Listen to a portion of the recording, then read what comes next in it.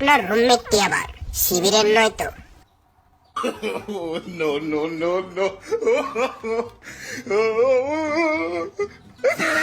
এমন হবে না তো যে আপনার এলাকার শিবিরের সভাপতি বের হলো আপনারই রুম থেকে? তাহলে দেখে নিন শিবিরের কিছু বৈশিষ্ট্য।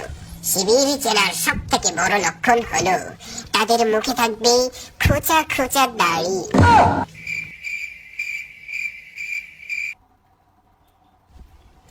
বেশিরভাগ সময় ওদের মাথায় টুপি দেখা যায়।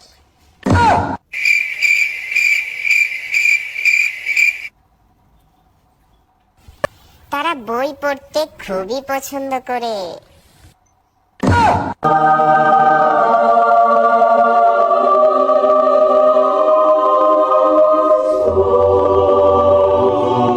শিবিরের ছেলেপেলার শরীরে ঘষতে পছন্দ করে।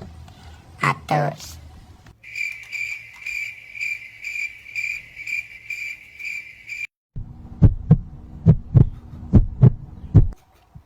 আপনার রুমমেট কি 5 ওয়াক্ত নামাজের জন্য আপনাকে আহ্বান করে?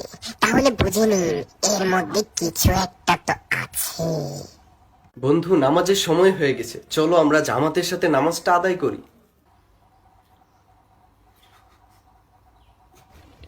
শিবিরদের কথা বলার স্টাইল হয় মধুর মতো মিষ্টি। বন্ধু, আমি কি জানতে পারি যে তুমি মোবাইলের ভেতর অমন করে কি দেখছো? না না বন্ধু, ওই ক্লাস চলতেছিল তো, এই যে ক্লাস করতেছিলাম বন্ধু, মনোযোগ না বুঝি না আসলে। আচ্ছা থাক, ক্লাস থাক। বন্ধু তোমার একটা কথা বলি, হ্যাঁ, আমরা তো অনেক দিন যাবত রুমমেট, একসাথে চলাফেরা করছি বন্ধু। তোমার অনেক কথা বলছি আমি, অনেক খারাপ ব্যবহারও করছি বন্ধু।